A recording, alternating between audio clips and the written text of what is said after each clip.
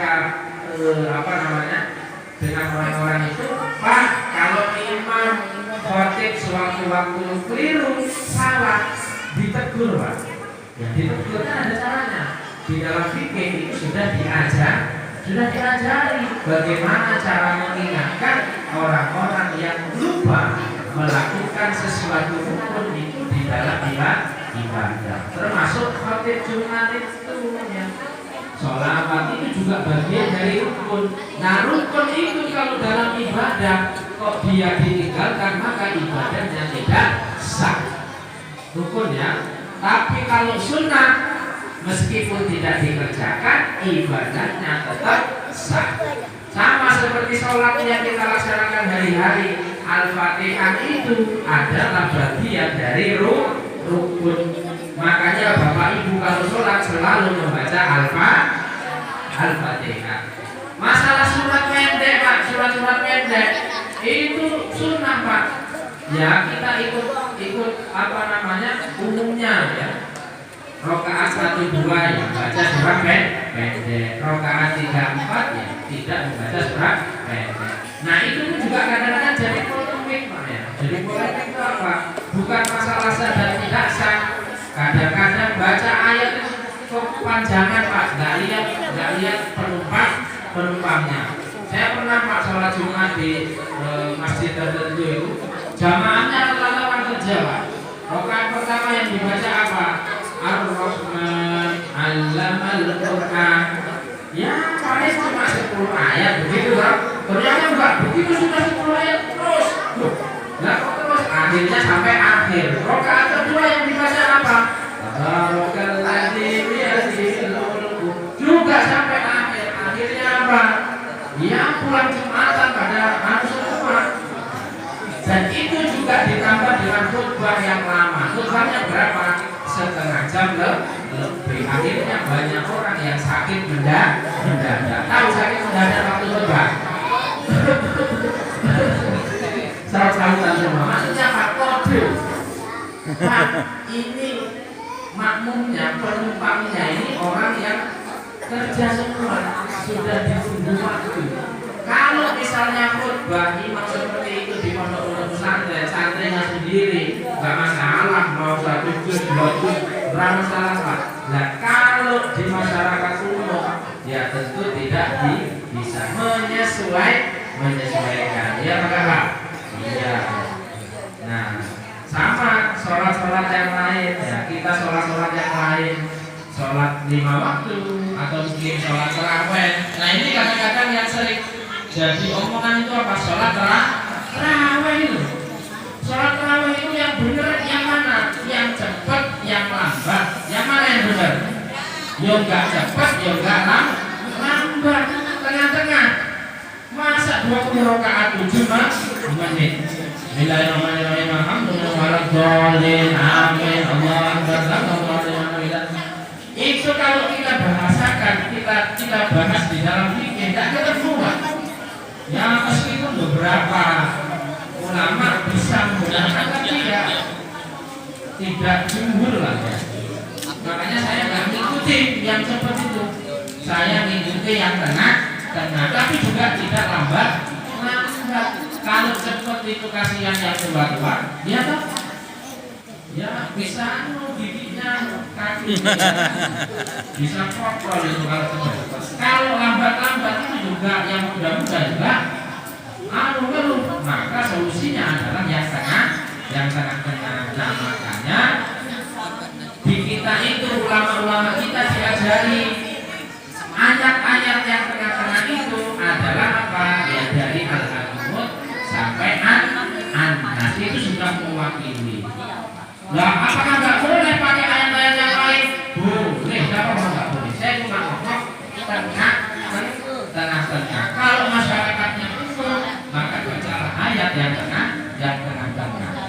Tapi kalau punya pondok sendiri misalnya ya, kalau di pusat di Jawa misalnya banyak pondok-pondok tahfidz, ya pondok-pondok, ya pokoknya di pondoknya sendiri tidak apa-apa. Satu malam 30 juz itu tidak apa-apa. Kenapa? Ya santri-santrinya sendiri. Tapi kalau di masyarakat umum bubar, Pak, seperti itu. Yang cepat itu tadi loh, bisa bubar, ya bubar.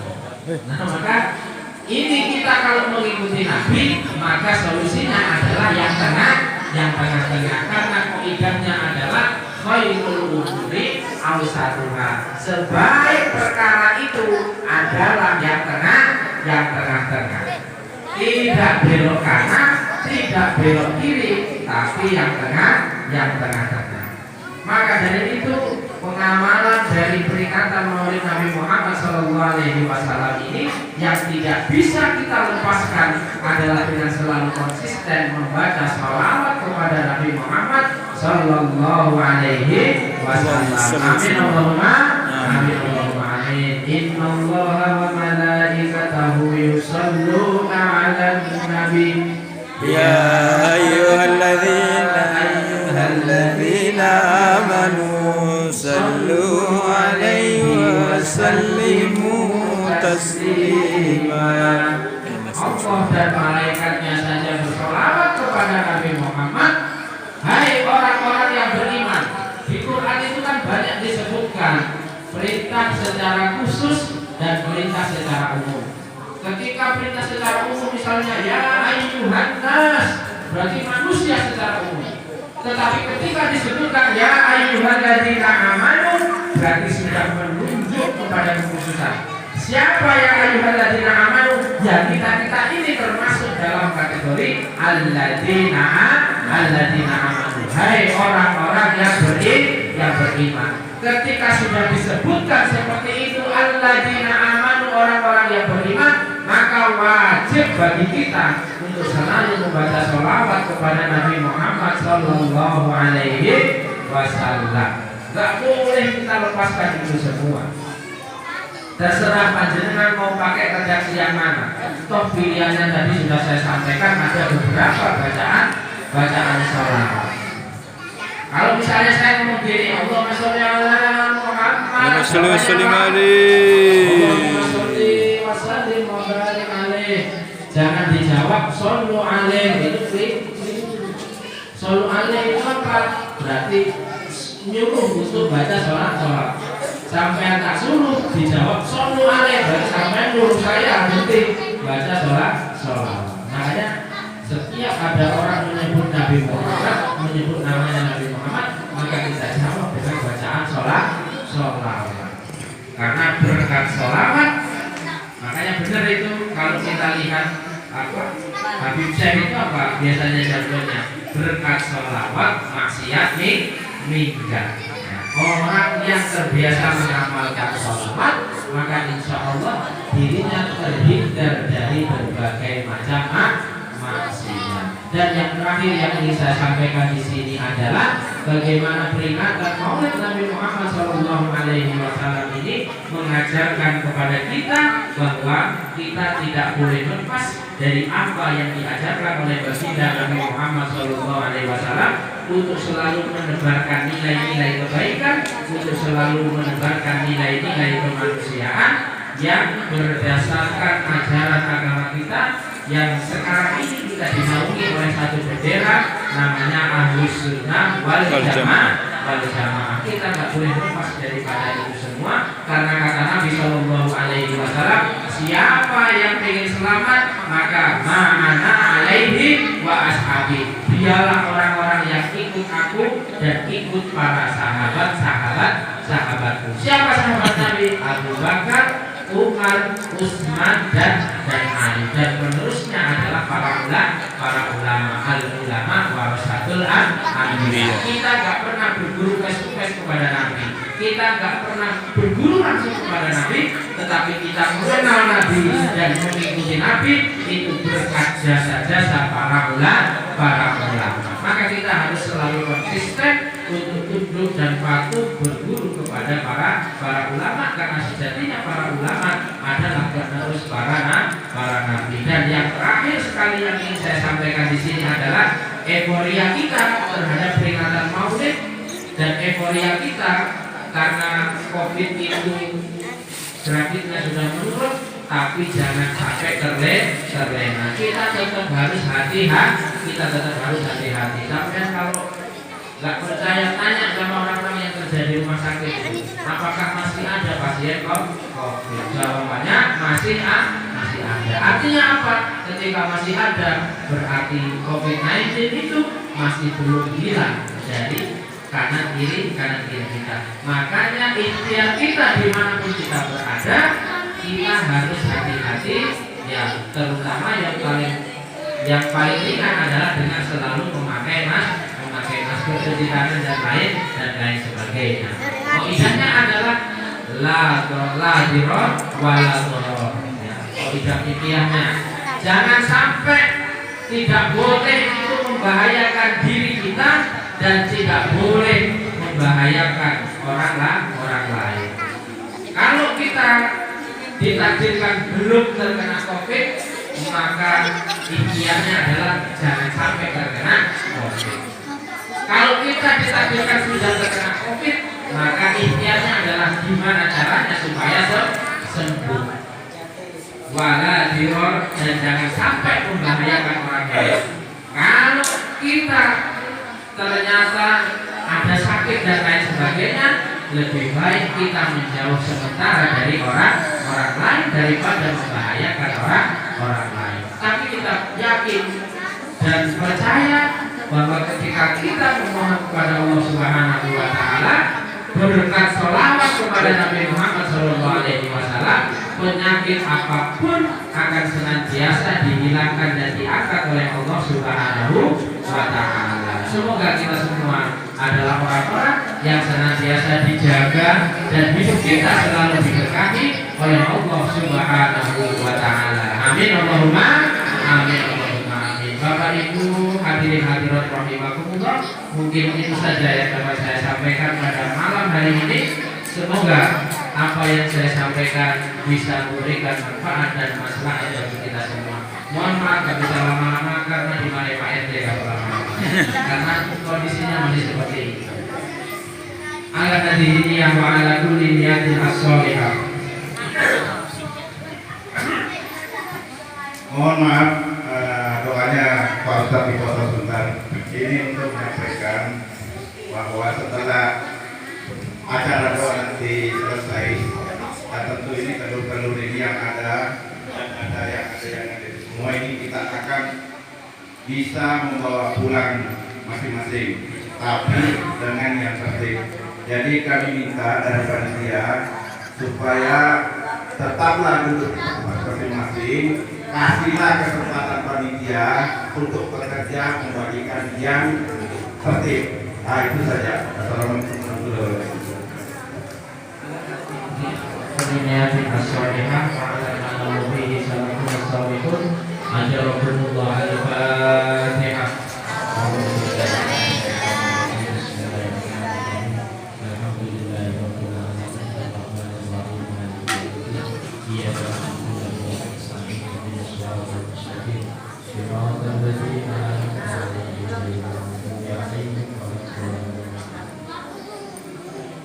Billahi minasyaitonir rajim. Bismillahirrahmanirrahim. Allahumma shalli wa sallim wa barik ala sayyidina Muhammad wa ala ali sayyidina Muhammad.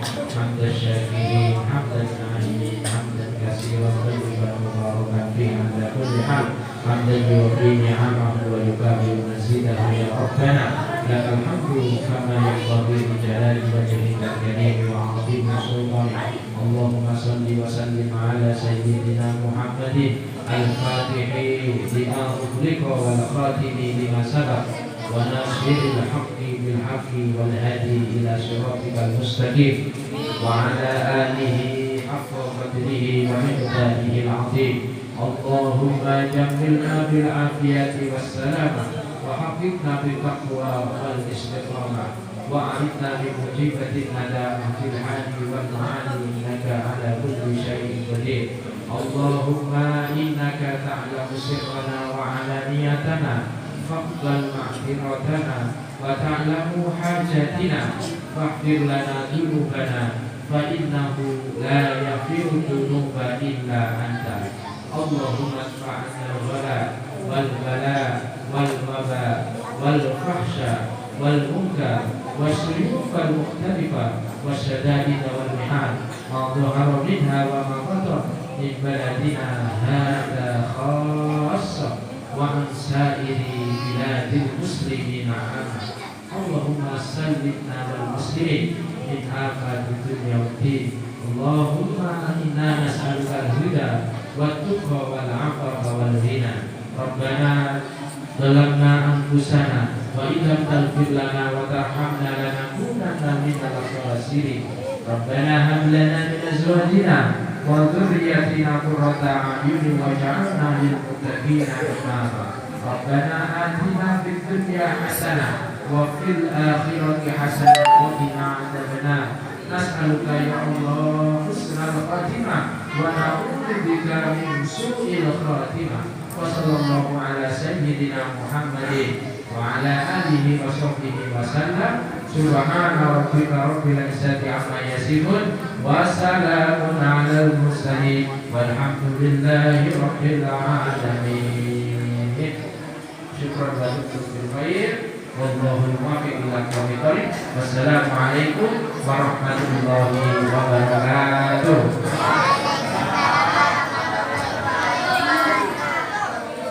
Bapak Ibu sekalian, kita sudah tiba di bagian akhir dari acara